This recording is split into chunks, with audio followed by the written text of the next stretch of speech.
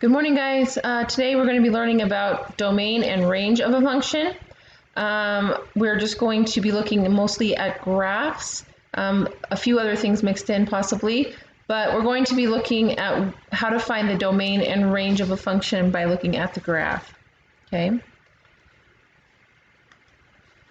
So before we actually look at a graph with an x and a y axis, we're going to just look at the x-axis. So think of this as the x-axis. We want to find the domain. So the domain basically is what we've already been doing with inequalities. We're just looking for the x values that are highlighted here. So we start at -3 and we go to 2. So -3, 2 would be the domain of this function. Because we have an open circle on this end, we do a round parenthesis.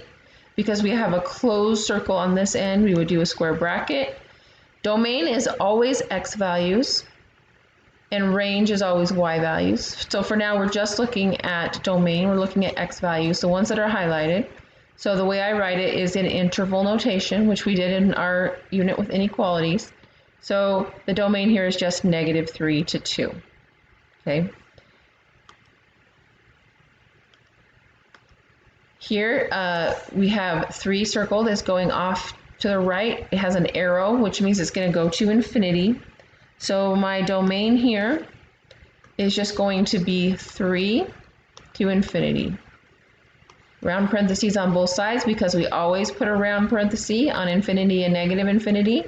And because that's an open circle, so we'll do a round parenthesis here. So the domain here is just 3 to infinity. Here, -4. Again, that even though it stops at 2, it has an arrow, which means it's going to keep going. So that's also going to be -4 to infinity. This one, we always do left endpoint, right endpoint. The left endpoint here has an arrow on it, which means it's going to continue. So I would put the negative infinity first because it's on the left, and then it goes to 4 and stops. So negative infinity to 4 would be the domain here. So now we've added our y-axis. So we have our x-axis here, so our x-axis is domain. So domain is our x values, or which x values are included in this function. It's sometimes called our inputs, right? When we're putting them into functions to determine the y value or the f of x value. So the range is the y values. So which y values are going into making this function? Remember, each point along the way has an x value and a y value. So when we're talking about what is the domain, we're talking about what x values go into this function. When we're talking about the range, we're talking about which y values go into this function. So the y values are also the outputs. When we're plugging in x values, we get out the y values, right? And then sometimes we also call these f of x. So we got to think about our axes here. So since the x-axis goes left to right, if I continue out this way indefinitely, right, if I kept going this way forever and ever and ever, this would go to negative infinity. That negative infinity is negative infinity for x values, right? Likewise, if I continue to the right indefinitely, that's going to go to positive infinity for x values, right? Then we have our y-axis. Our y-axis, if we were to continue downward indefinitely, that's going to go to negative infinity. And if we were to go up indefinitely, that would go to positive infinity for the y values. So notice that there are 2 positive infinities and also 2 negative infinities on the coordinate system, right? So we have to kind of distinguish between those negative infinities and positive infinities. The ones that are side to side, those are for x values, those are for domain. The ones that go down and then up, those are for y values, and those are for the range, okay? So this particular graph does not have any arrows. It has a filled in circle on the right, and it has an open circle on the left. So either way, it's not going to continue into negative infinity or infinity for either x values or y values. But I just want you to start thinking about that and realizing the difference between positive infinity for y, which is up here, and positive infinity for x, which is down here or over to the right. So when we are finding domain and range here, we are looking at which x values are included in our function. And we want to basically, when we're doing domain, we want to do the furthest left, and then we want to do comma, and then we want to do the furthest right point.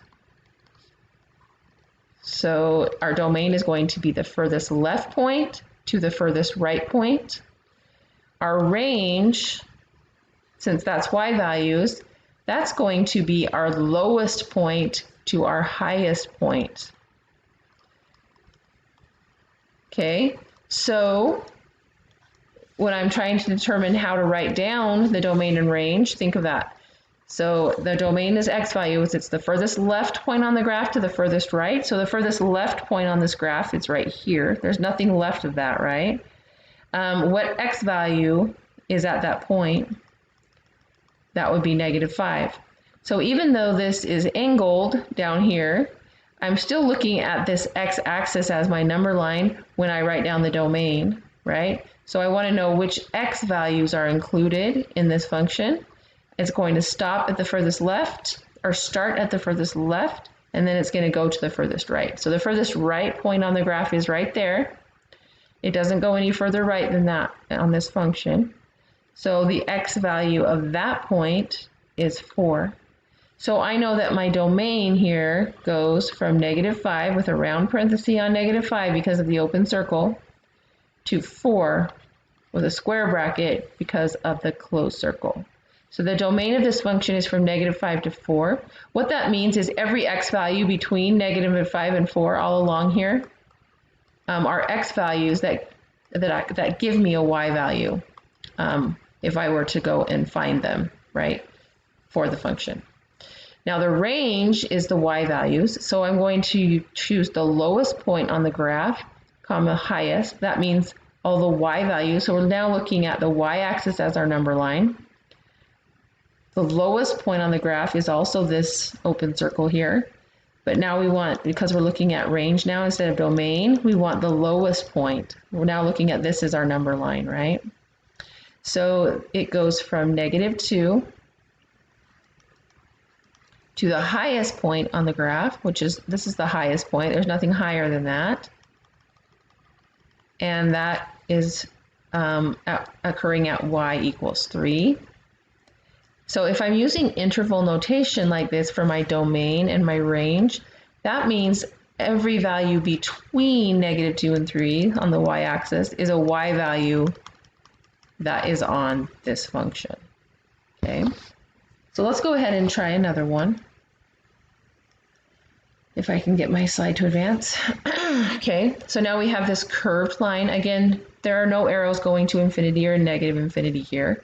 So I can think of this as my furthest left point, and this is my furthest right point. They do stop there. So my domain, let me get a better color here for this. My domain is the furthest left x value. So the x value at this point right here is 0 because it hasn't moved off of the y-axis. Oh, and I should put a square bracket because that was a filled in circle.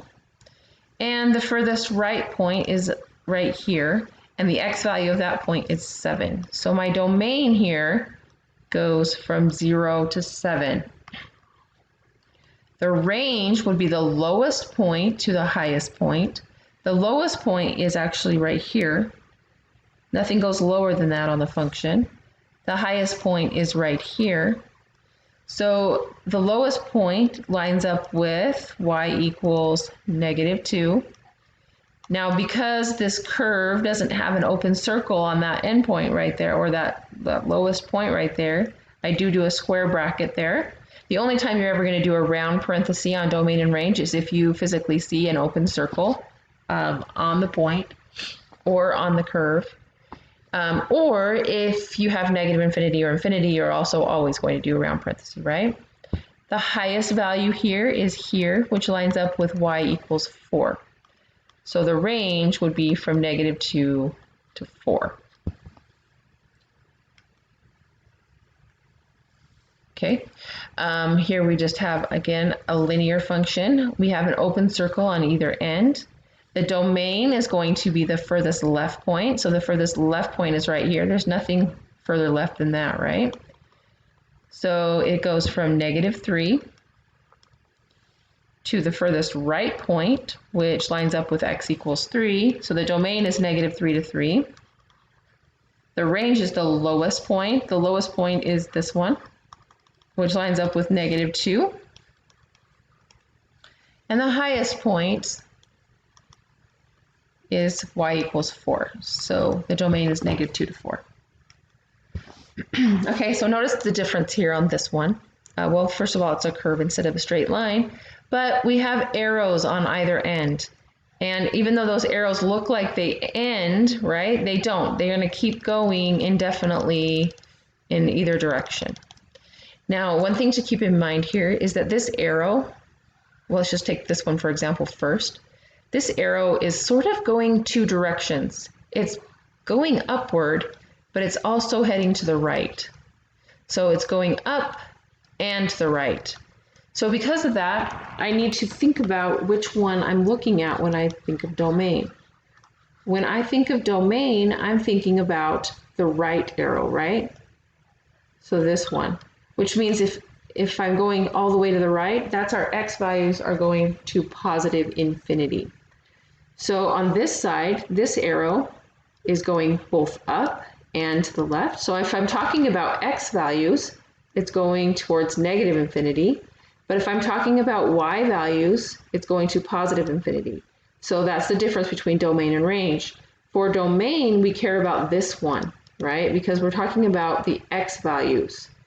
If I'm thinking about range, then I've got to switch to this one because that's y value. So this goes to positive infinity for y, but negative infinity for x. So when I'm doing my domain, I care about these ones right here. It's going side to side indefinitely. So it's for domain, it's going from negative infinity to positive infinity. For range, the lowest point on the graph is right here, and that lines up with y equals -1. Whoops, I need a square bracket here because there's not an open circle on the line there. And then the highest point, because these both continue upward for y towards positive infinity, the range is -1 to infinity. So be careful with that. When these are angled like this and they're going two directions, you've got to know which one you're looking at. For domain, I'm looking at the side to side, right? So on this side, it would be negative infinity on the x-axis to positive infinity. But on the range, I'm looking at the y values. So for the range, it's also going upwards. That's heading up to positive infinity for the range. So here we have kind of a similar one, but it's flipped. But still, those arrows are going two directions. And when I'm talking about domain, I care about the side-to-side movement. So that one's going to continue indefinitely going to the left, so negative infinity. And that one's going to continue indefinitely going to the right, so positive infinity. And the range is going to be the lowest value, so they're also heading downward, right? So for y, they're coming from negative infinity. And remember, we always do the lower bound first before we do the upper bound. So from negative infinity to positive 4. That would be the range. Okay, on this one we have a filled in circle on the left. This is hard to read, but this is -4 and this is -2. And then we have a arrow going to the right. So again, for domain, I'm looking at the left to right movement. So the furthest left value is at -4. The furthest right value is the arrow. So it's going to continue to the right to positive infinity for x. The range is the lowest value. The lowest value is right here, and that would be at -3. Again, this is -2, and this is -4. So -3 is the lowest y value. The highest y value is that arrow because it's going to keep going. And again, when we're talking about range, we care about the direction of y, right? So that's going up to positive infinity for y. Okay, here we have an arrow on either end. So for domain, I can see that it is continuing that way, and this one's continuing to the right. So for domain, I've got -infinity to infinity. For range, the lowest value, this is heading down to -infinity for y, and this one is heading up to positive infinity for y. So in that case, both the domain and the range are -infinity to infinity. And we're going to skip a few of these here, maybe, if I can. Okay, so notice here, this is again, it's called a piecewise function because I have one piece here and one piece here. This is a filled in circle, and this one is an open circle, which means that the x value here at -1, the y value would actually be -2, but it would not be, there would not be a +1 y value because this one is the one that fills it in. So the x value of -1 has the output, or the y value of -2. But either way, when I'm looking at domain, I can see that if I go left to right, the furthest left is an arrow that goes to -infinity. As I go across, there are no gaps in x values because all the x values are covered by at least one point. And so I would just then look at the furthest right value of being that arrow, which means it's going to head off to positive infinity for domain. For the range, the lowest value is here at -3. And the highest value, again, I got to make sure there's no gaps in the y. So even though there's a gap right here in between here and here for y, it's covered by these y values here. So this would just go from -3 to infinity. Okay, now notice on this one, however, that there's a break between 1 and 2. So all the values between 1 and 2, like 1 1/4, 1 1/2, all those values are not included in my domain. So here my domain is going to go from -5, and then it's going to go across to 1. And then I'm going to have to pick up again, and it's going to pick up at 2, the round parenthesis, and it's going to go to 5. Okay, so there's basically just 2 different intervals I'd have to do there because of that gap in the middle. Because if I just wrote -5 to 5, then it would include all these values between 1 and 2, and those are not included in this function. The range here, the lowest value, is at -2. And then if I look across here, there are no y values that have missing values. Like on the right, they're missing here, but they are filled in with this other side. And because of that, my range is continuous between -2 and 4. There's no gap that goes all the way through the entire function. Now, if there was like an opening is over here as well, so that this piece of the line wasn't there, then I would have to think about excluding some of the y values. Now, notice on this function, I don't have any lines connecting these dots. This is just a function of 4 individual points.